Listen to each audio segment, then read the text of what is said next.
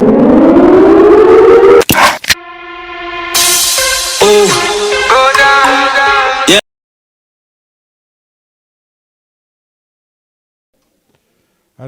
on va reprendre un petit peu sur la méthodologie.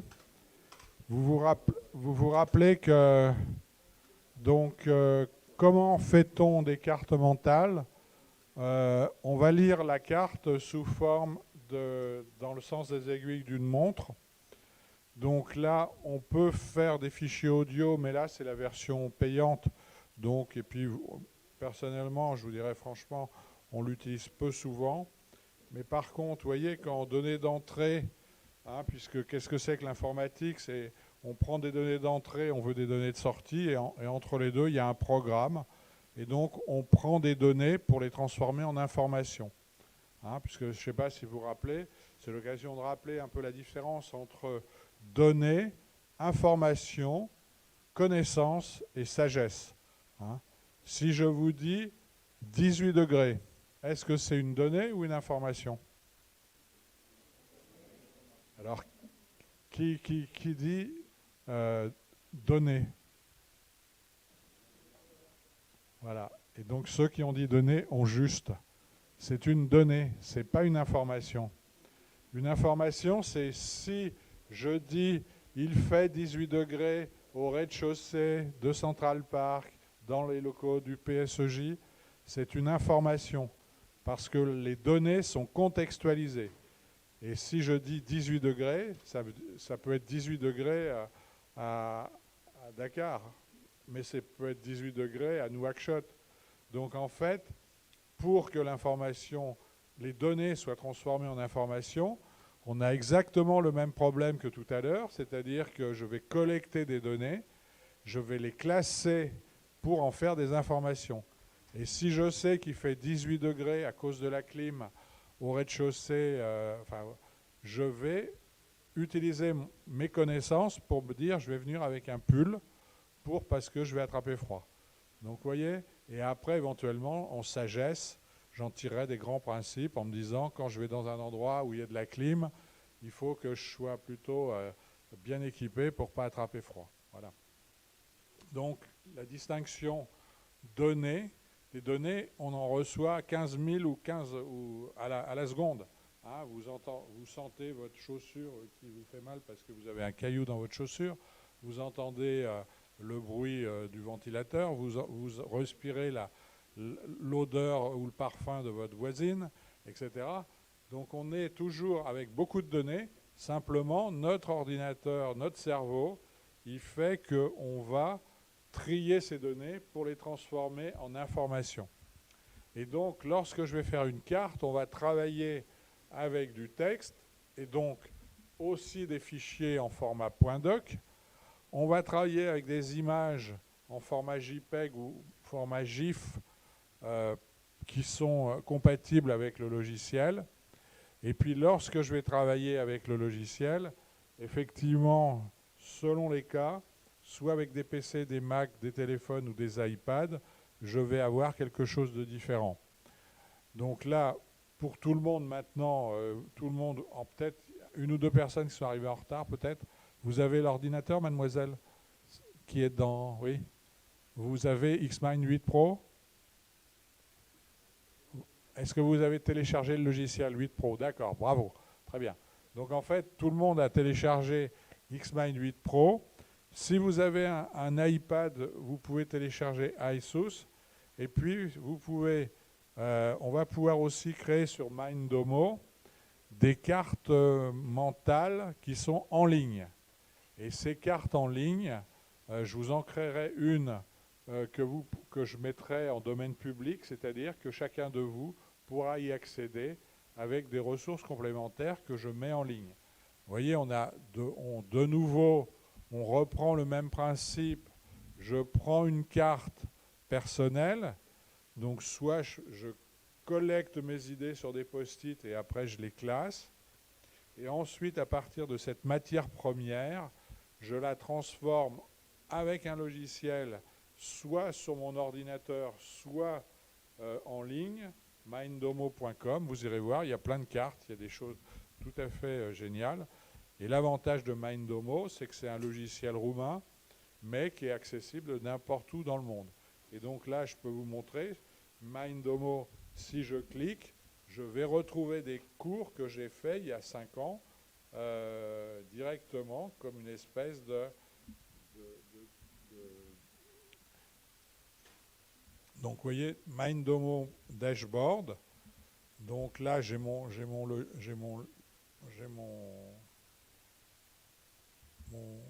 gestionnaire de mots de passe. Et donc, immédiatement, je me connecte sur ma base de données personnelle qui va être sous forme de carte mentale. Et donc là, il va me télécharger toutes mes cartes. Voilà. Et donc là, par exemple, j'ai des cartes sur le cartable solaire, j'ai des cartes sur le climat, j'ai des cartes sur le site. Voilà, mon cours de l'ENA, l'École nationale d'administration. Vous allez voir des cartes où je travaille avec des gens du Guatemala, du Costa Rica. Je ne les verrai plus, je les ai vus une fois, mais ces gens-là, je peux continuer à travailler n'importe où dans le monde avec ma carte. Hein. Et donc, on peut en temps réel travailler et puis échanger comme si on écrivait en même temps sur le tableau blanc. Et donc là, par exemple, au Costa Rica, 13 novembre, eh bien, je partage ma carte, puisque je crois que tout à l'heure, quelqu'un m'avait posé m'a posé la question si je peux partager ma carte avec d'autres personnes quelque part dans le monde.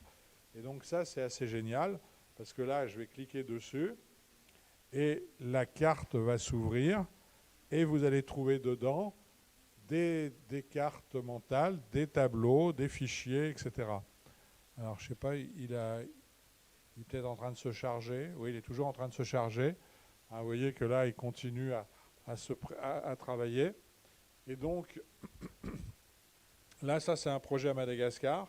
Ça, c'est un projet, je ne sais plus où. Ça, c'est un autre projet au Maroc, etc., etc. Et donc, voilà, la carte est en train d'arriver. Et donc, vous verrez que sur chacune des cartes, vous voyez, là, je l'ai partagée avec 19 personnes. Avec 19 personnes. Et donc, là, elle est en train elle va se télécharger. Et donc, je peux voir en permanence quelque chose d'assez extraordinaire. C'est que j'ai à la fois l'unité de temps, l'unité de lieu et l'unité d'action. Hein, vous savez que si un livre est bien fait ou un article est bien fait, on doit savoir en temps réel où ça se passe, quand est-ce que ça se passe, pourquoi ça se passe, combien de personnes sont concernées, etc. Donc vous voyez, il est toujours en train de charger, mais vous allez avoir ma carte avec le travail des 19 personnes qui sont totalement dans le monde entier. Oui?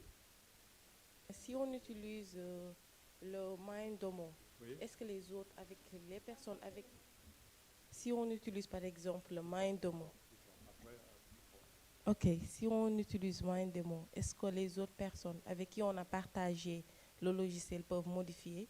Oui. Ok, d'accord. Même en temps réel. Ok, d'accord. C'est-à-dire qu'on va on le fera demain, par exemple. On pourra prendre une carte Mindomo.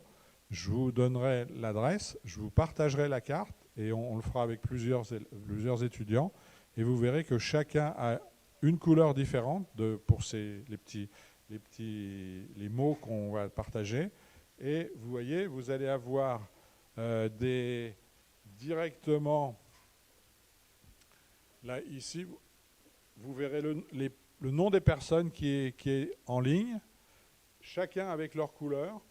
Et puis ici, vous voyez, par exemple, là, j'ai 14 personnes, enfin j'en ai 17, avec laquelle je partage cette carte.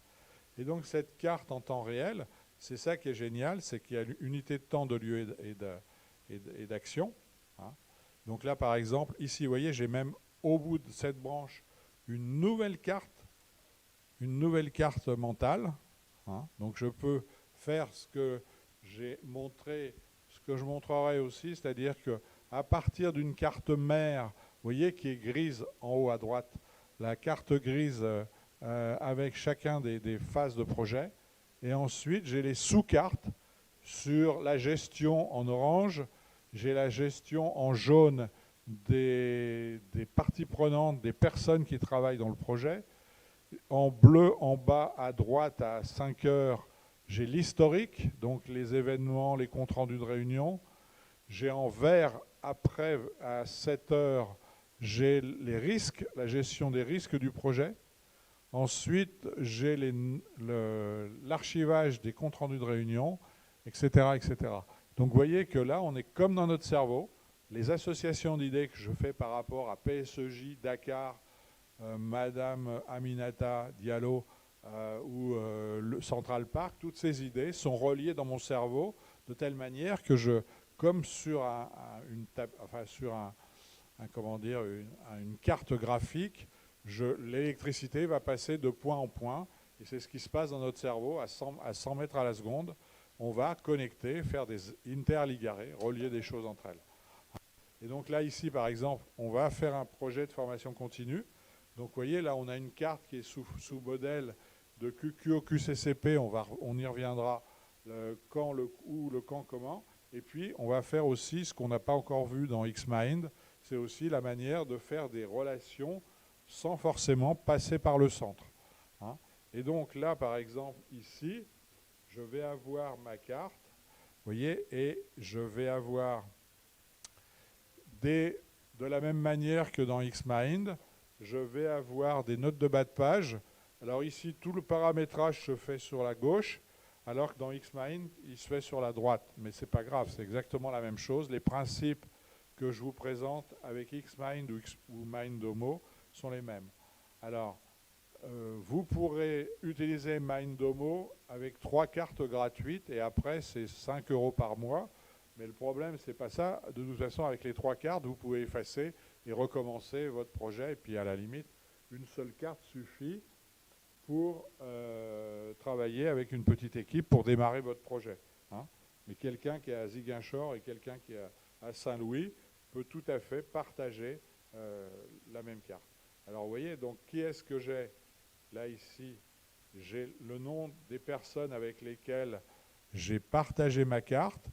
Ils ont la possibilité d'écrire, ils peuvent éditer, ils peuvent afficher, ils peuvent voir et copier, etc. Et donc, toutes ces personnes sont en capacité de... Et donc là, la carte, elle est avec l'adresse ici. C'est une carte, il n'y a que ceux qui ont l'adresse qui peuvent le savoir. On peut même la mettre avec un mot de passe pour la rendre encore plus privée. Hein. Alors, ce qui est intéressant, c'est qu'en plus de ça, vous voyez que là, donc là, je vais revenir à ma carte initiale. Hein. Mais en plus de ça, dans chacune des cartes, si je clique sur la bande noire qui est là, je vais faire apparaître l'image qui est à l'intérieur. Donc ici, c'est ce qu'on appelle un diagramme d'Ishikawa en arête de poisson. On utilise ça en gestion de la qualité pour quelle est la conséquence. Donc là, il y a un important turnover. Et ici, quelles sont les causes? Le métier, les ressources humaines, l'aspect légal, etc. Et donc, chacune des opérations me permet de classifier les causes qui produisent la conséquence. Et en cherchant sur les causes les plus importantes, je vais pouvoir avoir un effet de levier, puisque par exemple, si je travaille sur le problème de l'isolement, par exemple, au Costa Rica, il y a plusieurs alliances françaises, etc. Ben peut-être qu'en travaillant là-dessus, en faisant justement des réunions en visioconférence ou du partage de cartes en ligne comme ça, il est clair que je vais pouvoir avoir un effet de levier pour réduire le turnover, par exemple. Donc vous voyez que là, ce qui est super, c'est que tous mes documents sont là. Et puis, par exemple, là, j'ai mon organigramme.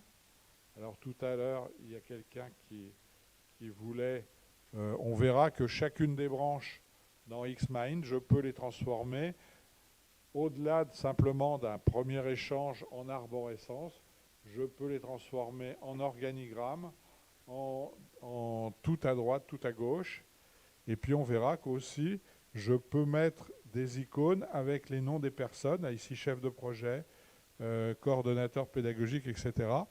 Et donc, je peux ensuite filtrer uniquement les actions qui sont faites par petit bonhomme jaune, par exemple. Hein. Je le ferai tout à l'heure dans Xmind. Hein.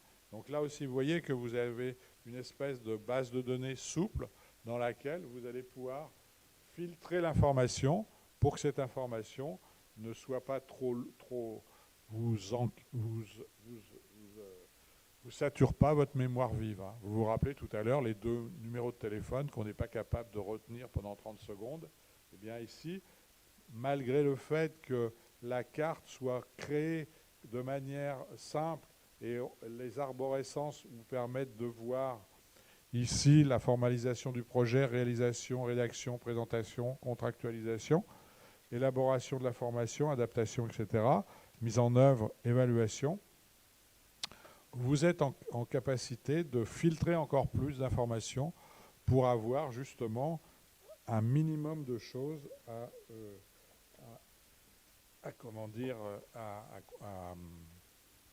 conserver. Pendant que j'y suis sur comment dire, vous voyez que là, on voit un petit peu la manière dont le projet se déroule, analyse, décision, mise en œuvre, diagramme de Gantt, etc. Et vous voyez que là aussi, si je repars du travail initial de mes étudiants, ils ont commencé par prendre des post-it, mettre toutes leurs idées pour les collecter, et ensuite, ils les ont classées en fonctionnalités. Là, ici, quoi, comment, combien, quand, etc. Et à l'intérieur de ça, comment, les préalables, la communication, l'appropriation, etc. Donc vous voyez que là, on est toujours parti d'un chaos d'idées, et de ce chaos d'idées, on arrive à ressortir quelque chose de structurel. Et là, en quelques heures, on arrive à construire un projet avec 5 ou 6 personnes. Et puis en plus de ça, comme avec Mindomo, on était en contact de Paris avec les Costa Rica, on avait, malgré le décalage horaire, on avait réussi à travailler, à fabriquer la carte qui est là, hein, cette carte-là. Hein. Et alors, vous avez même encore plus fort, c'est-à-dire que ici, je peux avoir dans les outils, je peux reproduire l'histoire de la carte.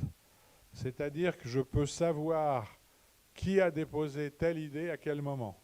C'est comme si on avait mis une caméra qui permettait de filmer les personnes. Donc là, il est en train de charger chacune des fonctions. Voilà. Donc, vous voyez, là, je vais simplement cliquer sur le déroulement comme un magnétoscope et on va voir qui a créé quelle idée à quel moment. Vous voyez ? Et donc là, si j'arrête, vous voyez que cette idée, c'est moi, Pierre M, qui l'a mis et j'ai rajouté des choses. Mais je ne suis pas le seul, puisque là, sur les 104 idées, je peux également faire un arrêt sur image et garder pour savoir qui est-ce qui a parlé de cette idée. Si j'ai promis quelque chose à quelqu'un, par exemple, je peux retrouver les informations qui sont disponibles. Hein. Et puis, effectivement, je continue. Voilà, le logiciel, il va, vous voyez, Edmond Rai, hop, Stéphano, hop, il a écrit, c'est lui qui a écrit sur le mode brainstorming, par exemple. Hein. Donc, vous voyez que c'est assez fantastique, puisqu'on sait qui a dit quoi et quand est-ce qu'il l'a dit. Et en plus de ça, vous avez un système de pouces qui vous permettent d'approuver l'idée en question. Donc il y en a 2 qui ont approuvé l'idée sur la totalité du programme. Hein. Bon, de toute façon, on pourra y revenir sur ça. Et puis tout à l'heure, vous vous rappelez que, bon, donc là, ma carte projet, là, je vais l'arrêter. Hop. Je vais l'arrêter aussi. Donc, vous voyez, la construction de la carte, elle a été faite, plus d'autres cartes filles, par exemple, là, sur cette sous-carte, enfin, cette carte formulation. Voilà. Est-ce que vous avez des questions là-dessus? Donc, ça répond un peu à votre interrogation, de savoir si, justement, je peux partager une carte en temps réel avec différentes personnes, où qu'ils soient dans le monde. Hein. Et puis effectivement, je ne l'ai pas montré encore, mais on verra comment en communication, donc le 4e C, je suis en capacité de créer des posters. Donc vous vous rappelez comment faire des cartes mentales ou conceptuelles. Alors la différence entre carte mentale et carte conceptuelle, la carte mentale est plutôt une carte en arborescence qu'on va utiliser plutôt dans la phase de construction, par exemple là de déballage d'idées comme vous avez commencé à le faire sur Xmind tout à l'heure. Et puis c'est quelque chose qui, les cartes conceptuelles sont plutôt en réseau, elles sont plus difficiles à lire, puisque là, au lieu qu'on tourne dans le sens des aiguilles d'une montre pour les lire, je dirais c'est plus un réseau de câblage d'idées. Mais on y reviendra. Alors, vous vous rappelez que tout à l'heure, ce qu'on a fait, double-cliquer pour créer des sujets flottants hein, qu'on va déplacer. Voilà. Ensuite, vous voyez qu'au bout des branches, j'ai des plus qui me permettent de limiter l'information qui est disponible. Hein. Et quand je veux faire apparaître l'information qui est disponible, effectivement, vous voyez, là j'ai expliqué qu'on passe de la phase de collecte à la phase de classement. La phase de classement, vous avez vu que c'est simplement en cliquant, en cliquant gauche, que je me rapproche de la branche principale avec laquelle il y a une logique avec mon idée principale. Alors, une fois qu'on a classé les idées, on va les configurer, c'est-à-dire qu'on va rajouter ce qu'on avait vu, on commence par travailler avec des mots-clés. Vous avez fait déjà de l'insertion d'images, et de la même manière, vous avez quand vous faites insérer, vous pouvez créer des liens hypertextes. Hein. Donc par exemple, si vous reprenez votre carte Xmind, vous allez pouvoir faire de nouveau insérer, et là vous pouvez insérer par exemple une page sur psoj.net. Donc allez-y, faites le petit exercice. Vous voyez, j'alterne théorie pratique. Donc reprenez votre carte et avec votre clic droit, vous allez faire insérer. Vous voyez, par exemple, là, je vais prendre le clic droit, je vais faire insérer, insérer hyperlien. D'accord? Donc, en insertion hyperlien, et donc de cet hyperlien, je vais simplement donner l'adresse psoj.net, enfin www.psoj.net. J'aurai mon lien hypertexte, et en cliquant dessus, je vais ouvrir la page du site web. D'accord? Donc, vous voyez que là, on va se trouver en termes de métaphore à un espèce de gigantesque cactus sur lequel, je ne sais pas, vous connaissez peut-être Gaston Lagaffe comme humoriste.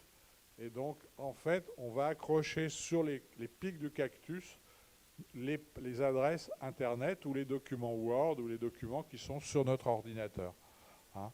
Et c'est ça qui est génial, ça va permettre de rassembler toutes sortes d'idées sur votre projet avec des tableaux, des photos, des organigrammes, des vidéos, des images, etc.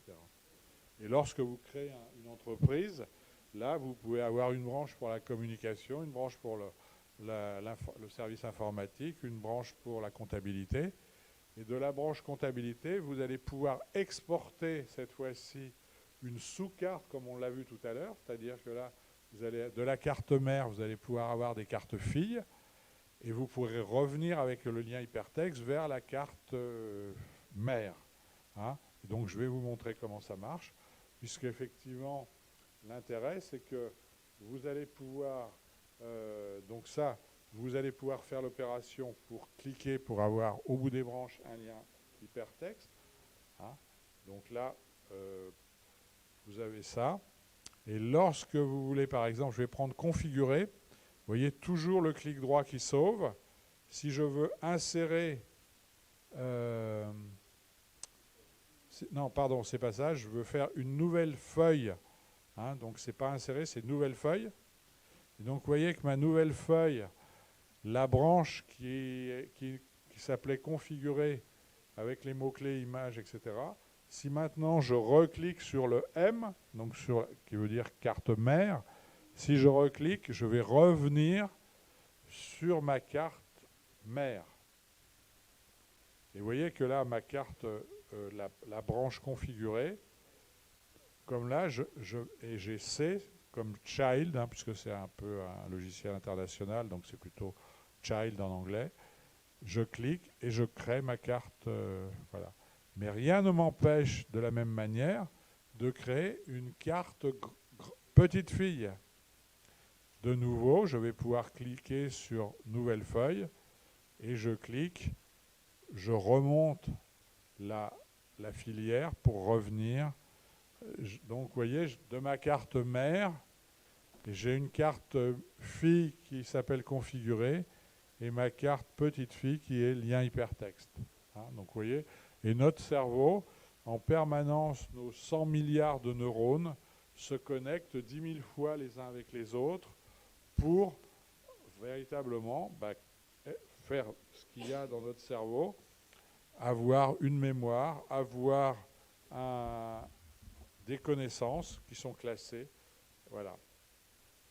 Alors, quand on va passer en 4e C, on va faire de la communication, c'est-à-dire qu'on va pouvoir imprimer des fiches, des cartes comme je les ai faites, hein.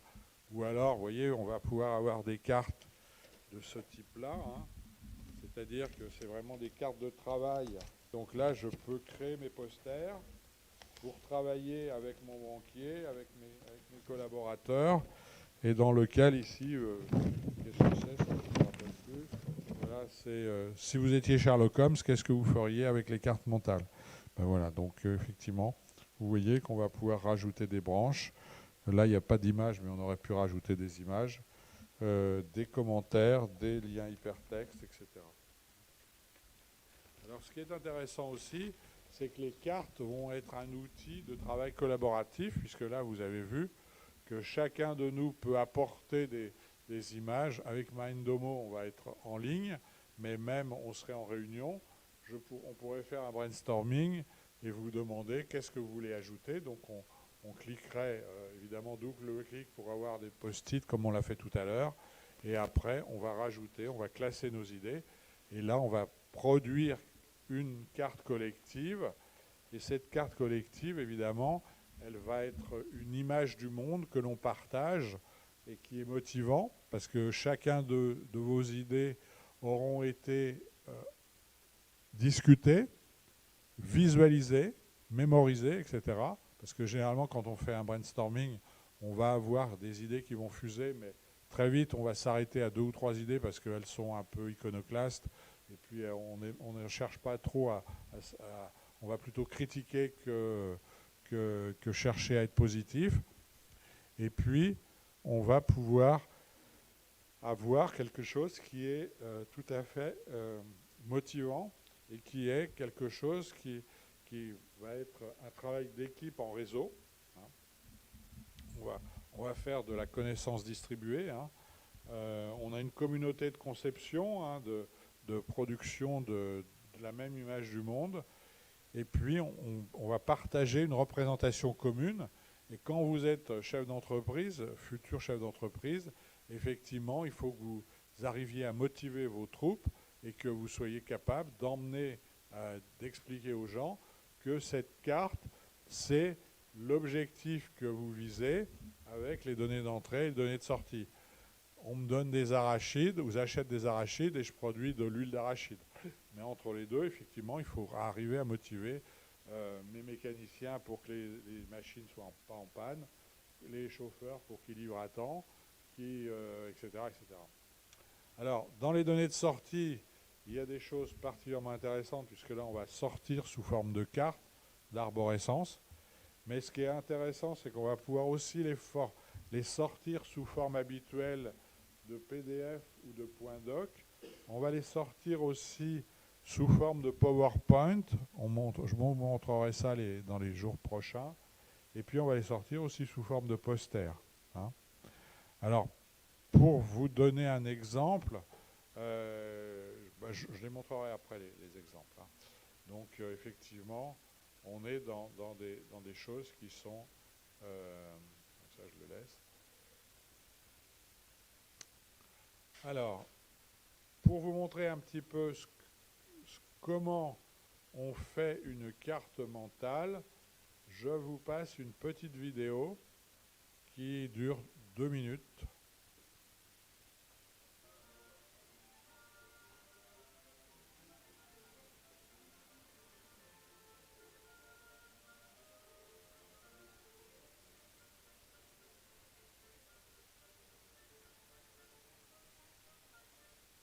Alors vous voyez qu'effectivement, faire du mind mapping,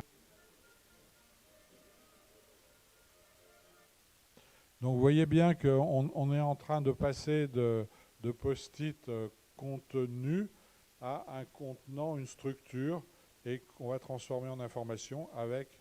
Ah super. Et donc qui va nous permettre de rajouter des images, etc.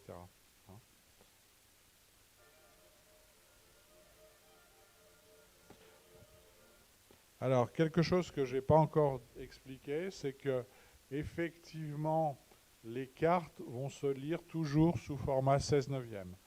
Pourquoi? Bien, tout simplement, on va faire une petite expérience de Brain Gym. Vous allez fermer vos poings, s'il vous plaît, et puis étendre vos bras à la fois en largeur et en longueur, sans éborgner votre voisin ou votre voisine, mais surtout pour voir quelle est l'étendue de votre champ visuel. Alors allez-y.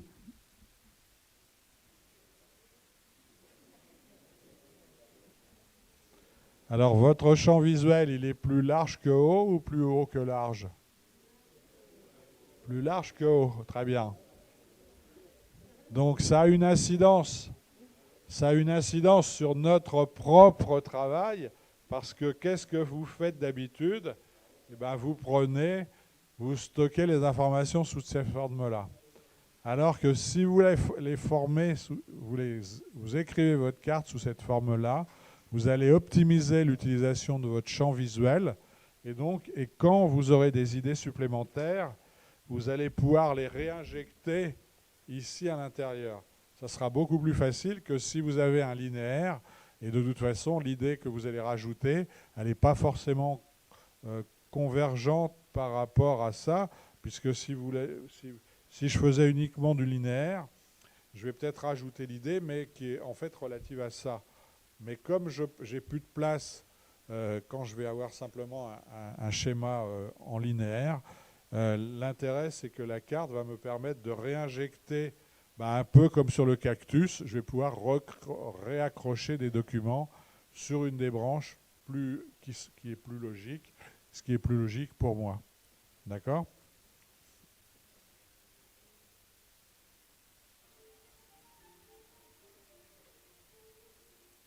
Alors, on va pouvoir aussi travailler dans le format du sens des aiguilles d'une montre pour que le logiciel puisse récupérer grand 1, grand 2, grand 3, 3.1, 3.2, 3.3. Donc, et plus qu'évidemment, on va avoir des images, on va avoir du texte et qu'il va falloir réutiliser.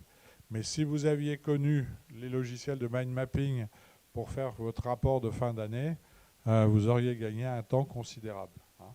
Mais maintenant, vous allez pouvoir l'utiliser pour vous, pour votre propre bénéfice. Alors, en anti-horaire, je propose, je conseille pas. Alors, vous voyez que là, on a travaillé aussi par association d'idées. Cheval de course, course à pied, pied de cochon, cochon de lait, etc. Et alors, quand je vais avoir effectivement cochon de lait et vache à lait, je vais pouvoir faire des liens aussi avec le logiciel entre ces deux concepts, cochon de lait, vache à lait, sans passer par le centre.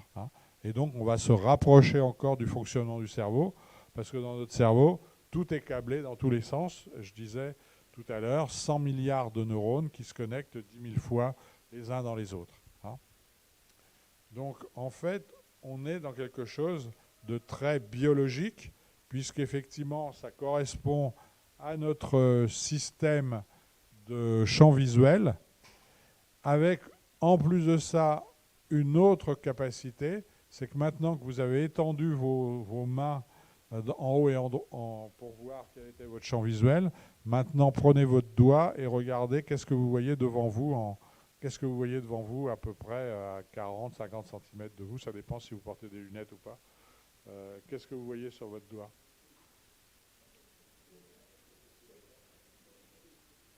Et vous voyez vos empreintes digitales. Et vos empreintes digitales, en fait, pour voir mon doigt, je vais utiliser à peu près un angle de 1 ou 2 degrés dans mon champ de 180. Dans mon champ de 180. Mais, si je regarde bien mes empreintes digitales, c'est l'équivalent d'à peu près 100 têtes d'épingle. Et donc, c'est ce qu'on appelle la fonction zoom de notre cerveau, exactement comme sur un appareil photo ou sur votre téléphone portable, vous avez un zoom. Et là, ce zoom, ça va utiliser à peu près 50% de la capacité de notre cerveau. Et le fait de pouvoir voir finement avec le zoom, ça va avoir une conséquence, c'est lorsque je vais travailler dans mon champ visuel, la première des choses que je vais voir, c'est mon centre de ma carte, là où ma vision est la plus précise possible. Et d'ailleurs, pour vous regarder, monsieur, qu'est-ce que je fais? Je tire, je dis à mon cerveau de tirer sur mes muscles d'yeux pour que vous soyez au milieu de mon champ visuel. Hein, parce que sinon, si je vous regarde comme ça, je ne sais même pas si vous avez un maillot bleu ou pas. Hein. Donc en fait, le mind mapping, c'est quelque chose de biocompatible, puisqu'il va utiliser la taille de notre écran, enfin la taille de notre champ visuel de 180 degrés, et puis la fonctionnalité de zoom, de focalisation sur le centre de la carte. C'est la raison pour laquelle le nom de votre projet sera au centre de votre logiciel et automatiquement en majuscule pour que ça soit la première des choses qui attire l'attention. Hein?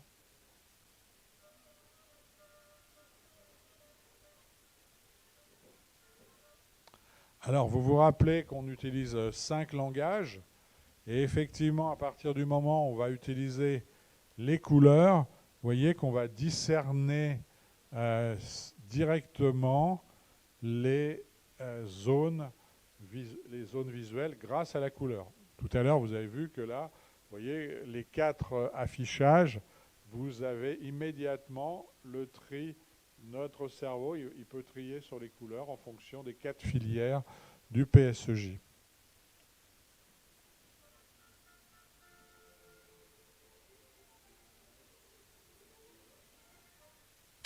Alors, vous avez vu qu'on va utiliser effectivement, premier langage, les mots-clés. Ensuite, on utilisera des symboles et vous verrez sur le côté droit de Xmind, vous avez un petit drapeau. Et là, il y en a qui m'ont posé la question tout à l'heure. Avec ce petit drapeau, vous avez toutes sortes d'icônes, d'émoticônes, où vous allez pouvoir mettre 1, 2, 3, donner des numéros à vos branches. Vous allez pouvoir rajouter des états d'avancement, le pourcentage d'avancement. Bah, vous pouvez regarder, hein, puisqu'on en parle. Sur le côté, voilà, vous avez des possibilités de mettre 1, 2, 3, de mettre des smileys, de mettre l'avancement, de mettre des drapeaux, de mettre des étoiles et de mettre des noms de personnes. Alors, ce que vous pouvez faire, c'est sélectionner une branche de votre carte et de cliquer cliquer sur un des personnages. Voilà. Donc quand vous cliquez sur votre personnage, vous allez pouvoir avoir une branche, prenez je sais pas quoi, technologique, et vous cliquez sur le petit bonhomme rouge, et vous avez ce petit bonhomme rouge. Donc ce que je vais faire, je vais revenir si je peux revenir.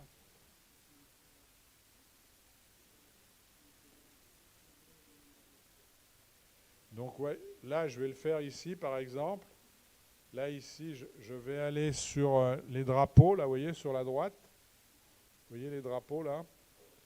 Et sur les drapeaux, donc je vais mettre un petit bonhomme sur, par exemple, enfin je vais aller sur dessiner votre projet. je vais aller chercher un petit bonhomme rouge. Par exemple, je mets le nom de la personne, je mets la petite icône, j'ai mis ma petite icône rouge. Et donc, ici, en bas, alors je vous rassure tout de suite, hein, on y reviendra dans les prochains jours aussi, vous avez un petit entonnoir. En bas, vous le voyez là? Vous avez un petit entonnoir. Et si je clique sur cet entonnoir, ça va me permettre de filtrer. Et donc, si je filtre sur rouge, vous voyez, je vais faire apparaître uniquement l'information qui est avec ce petit bonhomme rouge. Et alors, le petit bonhomme rouge, je vais pouvoir lui donner un nom. Hein. Donc là, si je reclique en bas sur le petit bonhomme rouge, je vais revenir sur ma carte initiale. Alors, sur le mode plan, alors il y a le mode plan, il y a le mode, comment dire, structure. Si je clique n'importe où sur la carte, je vais pouvoir faire apparaître tout le formatage. Vous voyez ici, tout à l'heure, j'en parlais à droite, tout le paramétrage, toute la configuration, le 3e C va vous permettre de travailler sur un certain nombre de paramètres. Et en particulier, ici, j'ai le paramètre d'afficher la légende. Donc, si j'affiche la légende, vous savez que généralement, une carte qui est bien faite, il y a une légende. Et vous voyez que là, j'ai rouge. Et en cliquant sur rouge, je vais pouvoir mettre par exemple Pierre. Et puis en bleu, ici, je vais mettre Mamadou. OK ? Donc maintenant, lorsque je vais filtrer mon information ici grâce au petit si je veux savoir ce que doit faire Mamadou, alors il faut que je retrouve parce que je ne sais pas où il est son petit... Il est quelque part.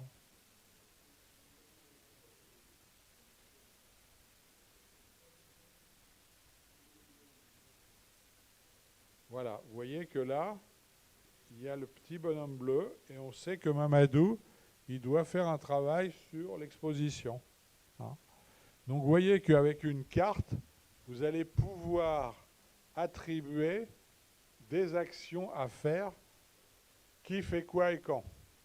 Parce que là, comme autre information, évidemment, je vais pouvoir donner une date de début, une date de fin, un objectif, des moyens, etc. Vous voyez que là, on va avoir ce qu'on appelle des métadonnées, c'est-à-dire qu'à partir de chacun de mes nœuds, je peux rajouter ce que j'expliquais tout à l'heure, des pommes, des informations supplémentaires. Et donc là, ici, je sais ce que fait Mamadou. Je vais recliquer ici en bas sur mon petit bonhomme bleu. Et dans mon petit bonhomme bleu, effectivement, après, je vais pouvoir savoir ce que fait Pierre. Donc là, Pierre, vous savez, il devait faire ça. On lui avait attribué dessiner votre projet. Hein? Donc vous voyez que ce qui est assez génial, c'est que la carte, c'est vraiment un outil de gestion, puisqu'au bout des branches, on va pouvoir mettre aussi date de début, date de fin. Et puis, en passant avec ma souris, je sais que je ne suis pas Mamadou. Hein? Voilà, que l'action n'est pas attribuée, lui est pas attribuée, mais qu'elle est attribuée à Pierre. D'accord ? Alors, ce que je vais faire, je vais vous laisser un petit peu manipuler votre logiciel. Et puis, je vais passer derrière vous pour vous montrer un petit peu, vous réexpliquer ce que je viens d'expliquer. Parce qu'évidemment, c'est un genre de logiciel qui est très puissant. Hein, il y a beaucoup de fonctionnalités.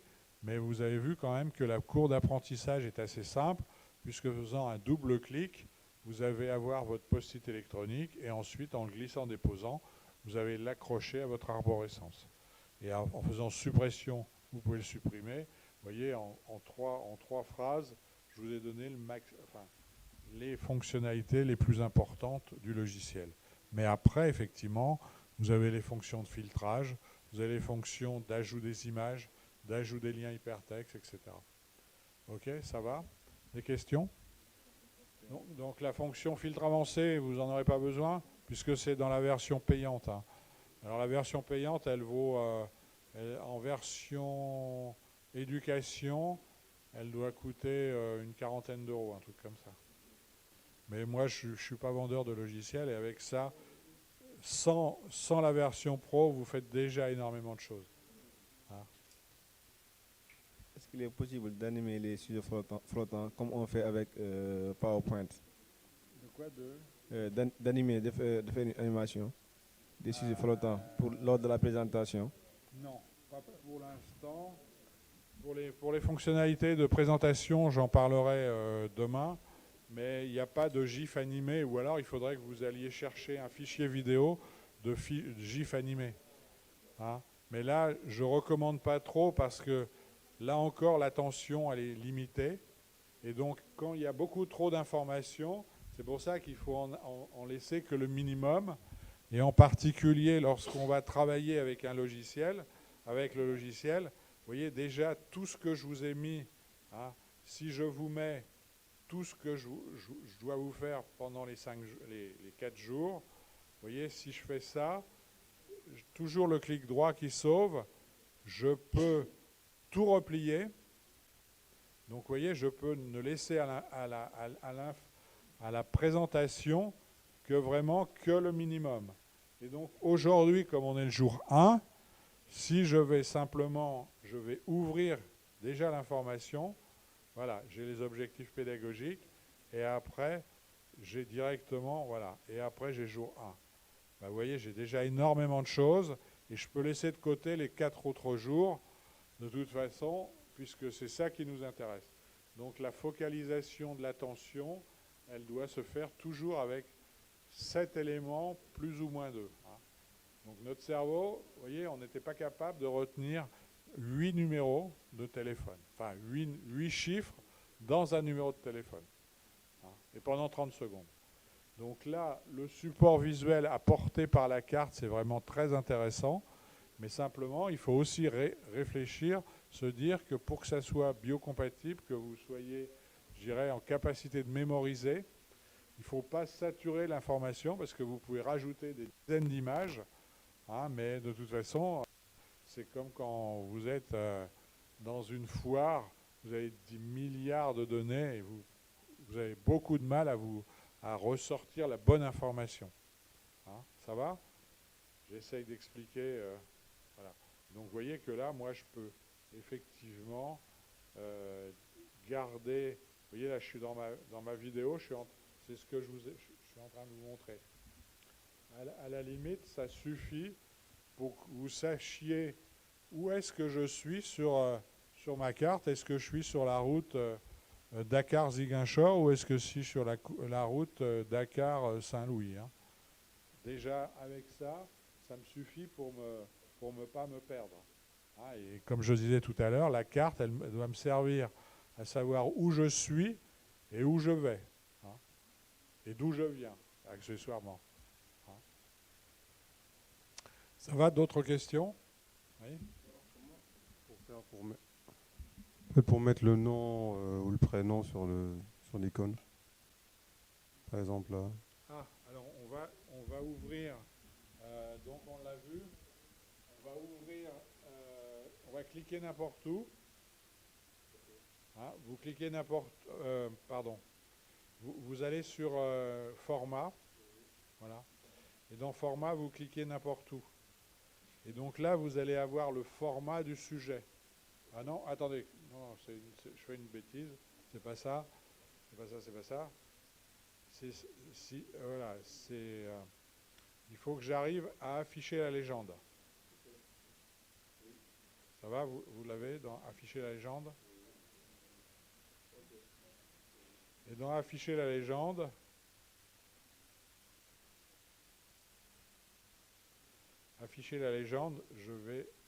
la légende elle va apparaître, je ne sais pas où je l'ai fourré.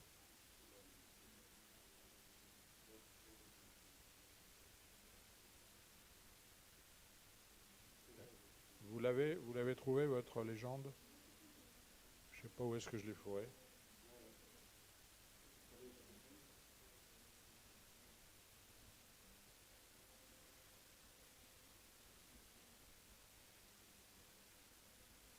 Monsieur Mongeon.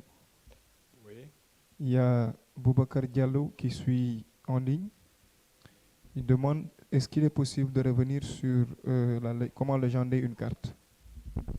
J'ai pas compris. On peut revenir sur les... Il dit est-ce qu'il est comment créer possible une de carte? revenir sur comment légender une carte. D'accord. Alors, dans le fichier, vous commencez par Fichier, Nouvelle, et donc on va choisir un modèle vierge, par exemple ici, la carte équilibrée dans le sens des aiguilles d'une montre. Je prends Business 1 ou Business 2, peu importe. Et donc là, je crée ma carte, et au démarrage, quand la carte est vierge, j'ai un sujet central. Et donc, je vais simplement cliquer, double-clic gauche pour créer mes sujets, mes idées. Donc, je vais mettre idée 1.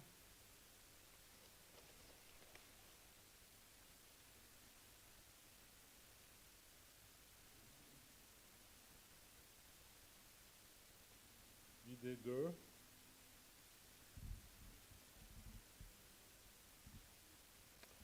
Et donc, après, avec toujours mon clic gauche, je vais me rapprocher du noyau central à environ 1 cm à droite pour accrocher mon idée flottante à mon noyau central.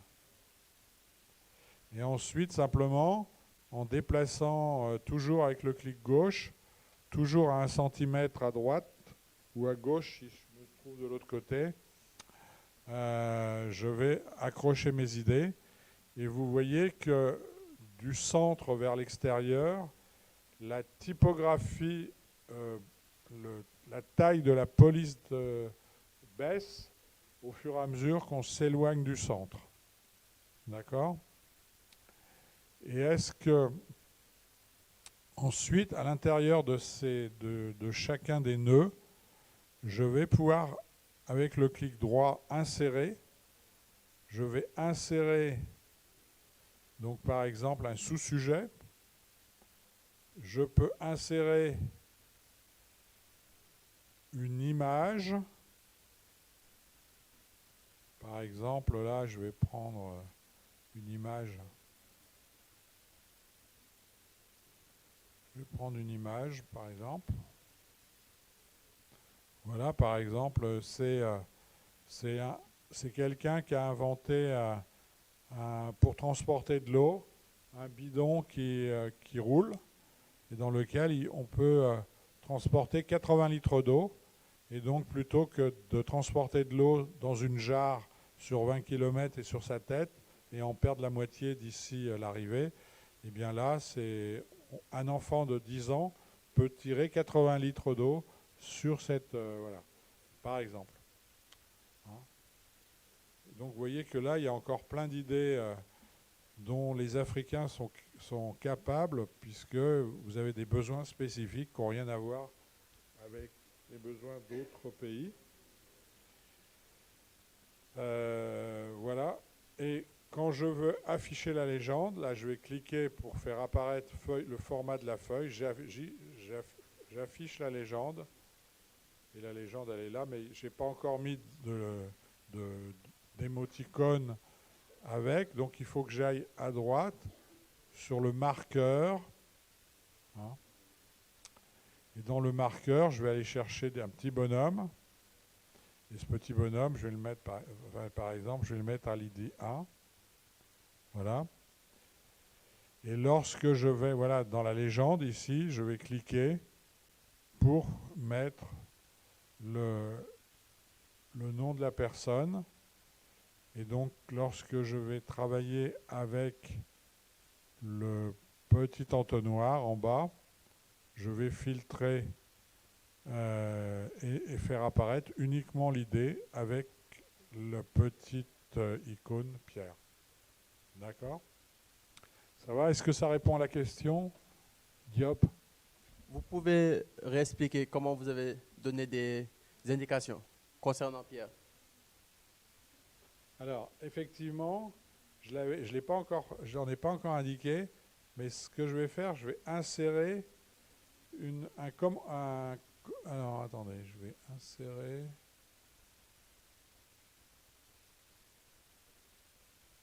Je vais modifier une étiquette, ou je vais insérer une étiquette.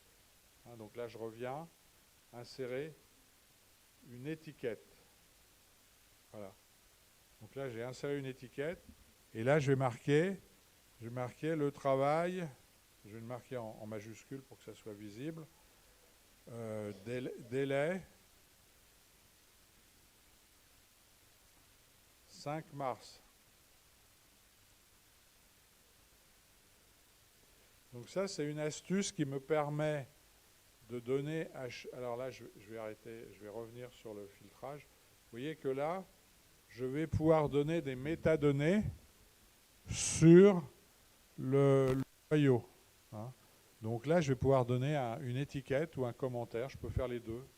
Une étiquette ou un commentaire qui va me permettre de préciser qui fait quoi et pour quand. Ou lui donner, prendre des ciseaux pour découper du papier ou je sais pas quoi. Enfin, vous mettez ce que vous voulez. D'accord ? Donc, insérer une étiquette.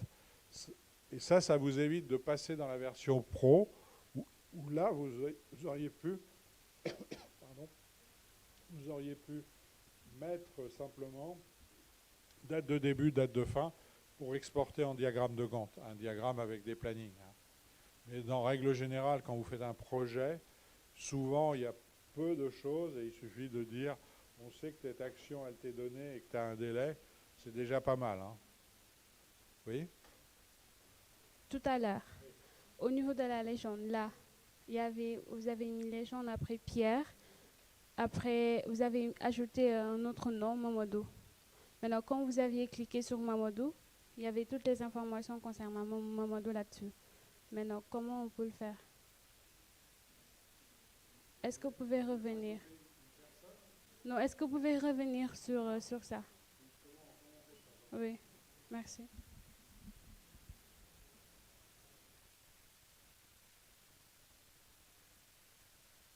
Vous voyez que dans le marqueur ici, on va pouvoir choisir des filtres.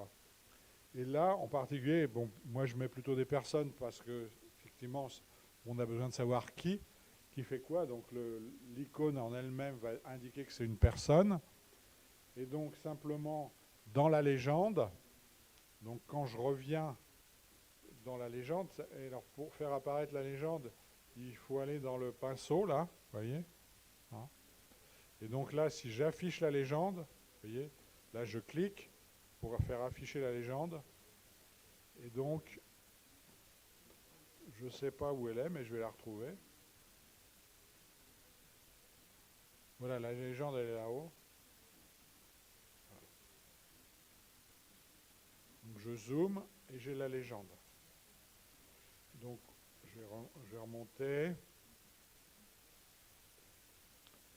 Donc si je clique sur le nom, ici je vais marquer Diop par exemple. Vous voyez? Ça va? C'est ce que vous vouliez? Je vais filtrer sur Diop. Je vais revenir sur mon... Donc il était, je crois que c'était le 5e jour. Hein. Voilà, exposition d'art.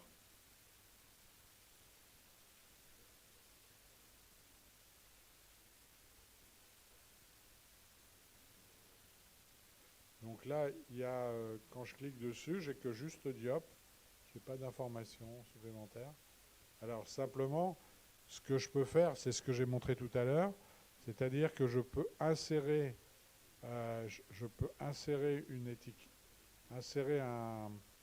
une étiquette.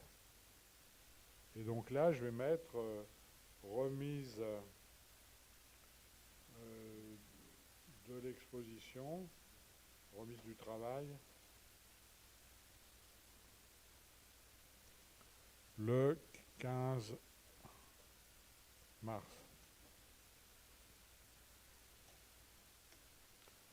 donc là, je peux garder des informations supplémentaires que je viens ajouter. Hein. Mais je dirais, je n'ai pas besoin de plus d'informations. Mais vous voyez que là aussi, j'ai des informations dans le bulletin de notes. Et puis, j'ai le lien hypertexte que j'ai créé vers la diapo que je veux présenter en zoomant. Ça va? Je vous laisse travailler un petit peu. Je passe parmi vous. Monsieur Monjean, Oui. il y a des questions en ligne. Oui. Alors, il y a Abdoulaye Sarr depuis Thiès qui demande est-ce qu'il est essentiel de légender la carte? Enfin, toute carte, normalement, une bonne carte de géographie, elle a toujours une légende. Alors, la légende, c'est en bleu, généralement, ça va être le fleuve Sénégal. En marron, ça va être le désert ou je ne sais pas quoi. Mais, bon, il y a des choses qui sont connues. Mais lorsqu'on veut préciser dans la gestion d'un projet, il faut mieux qu'il y ait des gens qui soient responsables. Et donc, chaque action, il vaut mieux donner un nom de responsable. Hein. C'est, à mon avis, un bon système de gestion. Voilà, je ne sais pas si j'ai répondu, mais je pense qu'une carte, une bonne carte, elle a toujours une légende. Hein. Et malheureusement, même dans les journaux les plus sérieux, il y a parfois des cartes qui n'ont aucune légende. Ce qui est un peu embêtant parce qu'on peut, si on met les montagnes en bleu, par exemple, ça peut être difficile à interpréter, puisque d'habitude, on est plutôt habitué à ce que les montagnes soient en marron, quoi. D'accord? Il y a Abdoulaye Wade, Amadou Wade du moins, qui dit que ce module est très intéressant. Et donc, il apprécie. Je remercie. Voilà, maintenant, il y a Moustapha Sissamb. Merci. Il demande est-ce qu'il y a différence entre la version Xmind Pro ordinateur et pour mobile. Est-ce qu'il y a une version pour ordinateur et une version pour mobile? La version pour, ouais. Sur le mobile, ouais. Je dirais la différence surtout c'est le confort. Parce que si vous avez un tout petit écran, c'est très difficile alors vous pouvez toujours ouvrir les branches ou les fermer, mais si vous avez la possibilité de travailler sur écran d'ordinateur, évidemment c'est largement préférable, quoi. Hein? C'était les questions, c'est bon. Merci Diop.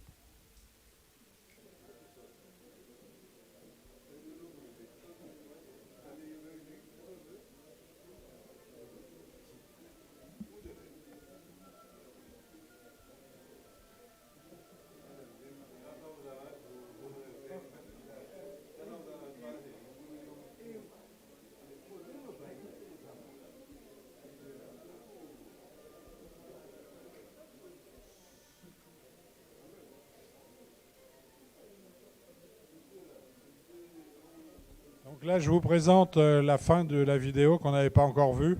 Hein? Ouais.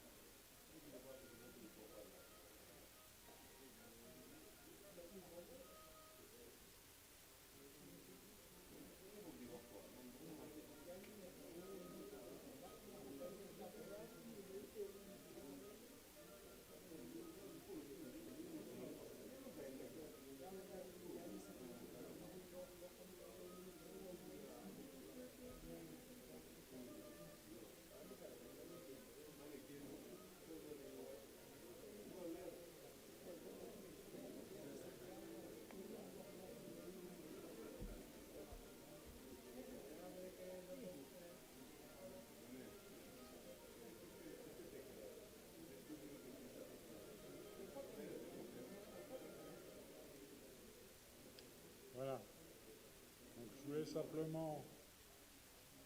Alors pour aujourd'hui, je dirais que on a fait à peu près le tour des objectifs que je voulais atteindre.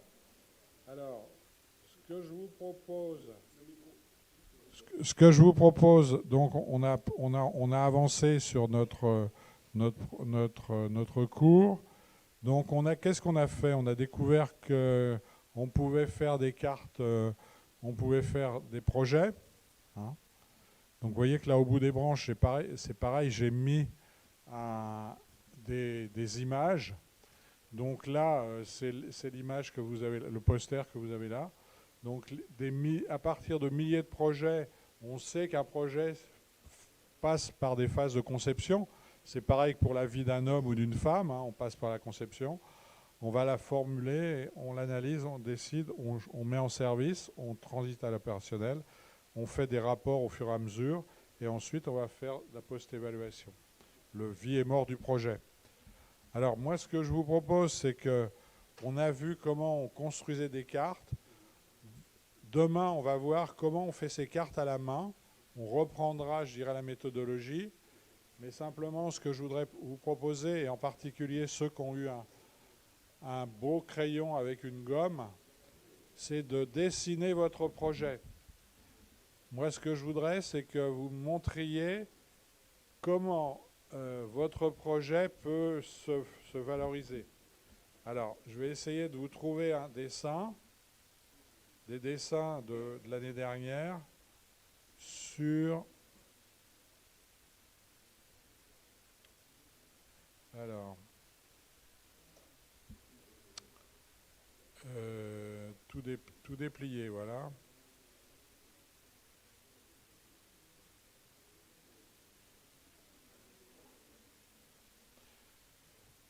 Alors demain, je vous montrerai les sous-dossiers d'un projet et puis comment, à partir du cas de Siegfried, comment monter son usine ou son atelier pour produire des fruits, produire des choses.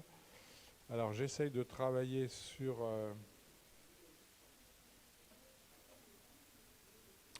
Vous voyez, quelqu'un qui m'a dessiné son projet sous forme PSEJ, cohorte 3, les 4 C, etc. Donc l'étiquetage, je ne sais pas, alors le conditionnement à chaud, elle a fait son dessin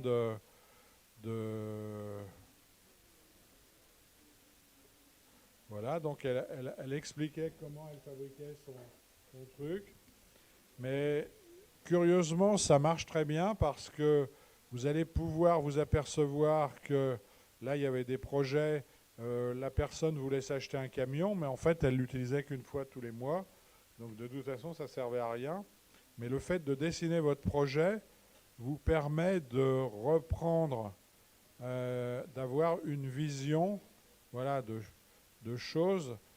Et donc, si vous pouvez dessiner votre projet, maintenant que vous avez des beaux crayons, n'est-ce pas, mesdames, vous pouvez, on pourra retravailler à partir de ça pour fabriquer des cartes mentales demain.